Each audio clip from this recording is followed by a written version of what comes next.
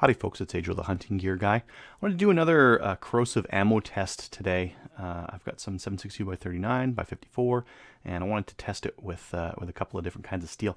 Now, I tried doing some tests the other day, and I'm pretty sure I used galvanized nails. They were corroded, so I thought maybe the galvanizing was no good anymore, but and I tried scraping it off, but nothing in a day. So I'm going to try some different nails. Now, if you're looking for nails to do this with, look for something in a bright finish. That typically means that there is no finish on it, and it's just a regular steel nail.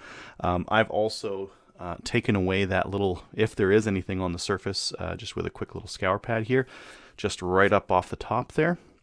And then what I've done is nailed them into a block of wood. I've also got labels here. It's important to put your labels on the side, because if you put them up on the top there, you'll see that you'll get that carbon residue there that kind of makes it hard to read, right? So what I'm going to do here is I'm going to test a known corrosive 7.62 by 54, 7.62 by 39, and I'm going to try it against the lever arms 54 and by 39. So I'll turn these around so I can see them, but you guys will be able to see as well. I'm going to go through all the steps here, just like you had basically no equipment, and kind of show you guys how to do this. Now, the first thing we're going to need to do is remove the bullets from the cases. There's a couple of different ways of doing this. Last time I did it on a press, but I want to do it with kind of more hand tools just to show you guys what is possible. What I'm going to do is just leverage that bullet so that it kind of expands the case. So what I'm going to do here, and again, I don't want to put any pressure on the primer there. It might blow up in my hand. I wouldn't want that, right? So I'm just going to grab up near the top there. And I'm just going back and forth a little bit, and it's already starting to get loose. I'm very carefully pulling that bullet off. I don't want powder to fly everywhere. There's my bullet. I'm going to chuck that off to the side. I'm going to take my powder and I'm going to put it in a receptacle. And you can do what you want to with this stuff later, throw it on the lawn or whatever, but let's put that off to the side. Okay, this is the lever arms one. So I'm just going to put that one on the right nail for now. Let's do one of these 7.62 by 39s here. This is the lever arms one as well. These are a little bit harder to get more of a purchase on because there's really less stuff to grab onto compared to the 54. Starting to get loose. Again, I don't want to like fling it out and get powder everywhere.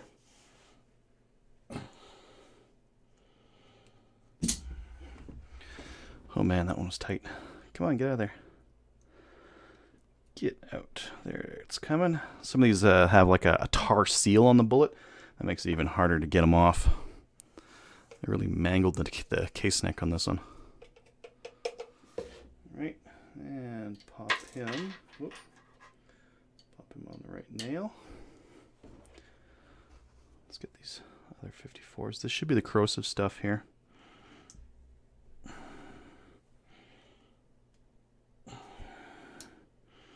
Much easier to take out than those 39s. They're just a little bit longer. You can get a little bit more leverage on them. Now, to light these things off, I've got two options. I've got my SKS bolt just right outside. And the nice thing about that is the firing pin is just kind of sticking out the back. So this one's very easy to light off. With the Mosin, I've got it partially disassembled. You can see I've got the rear part off there, and that's so that it can stick out the front. And basically what I'm going to do is hit it with just a soft hammer on top to strike off those 7.62 by 54s. But first, I'm going to get some socks to just put around the base of the shell. I just don't want the carbon getting everywhere. I'm also going to put some safety glasses on. So let's start up with this 7.62 by 39. If you do a good job wrapping the base of the case here, it won't be too loud. You may not actually hear a pop. Just take a look and see if there's any smoke. No smoke.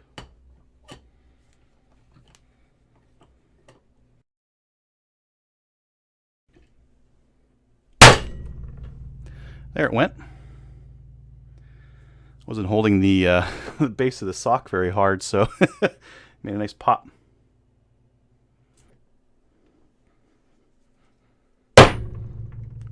That one fired.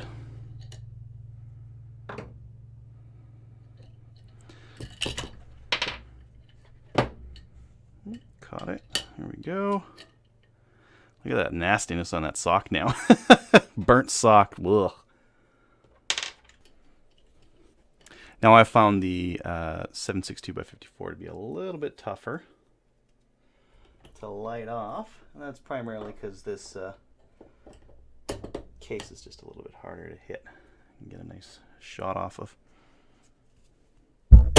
Oop.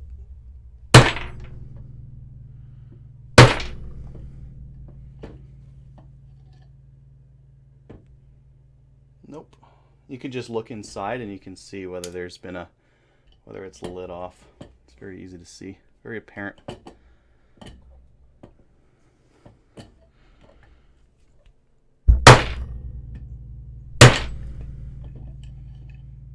I smell something there. Yep. Smell something. You can also see that the nail has blackened.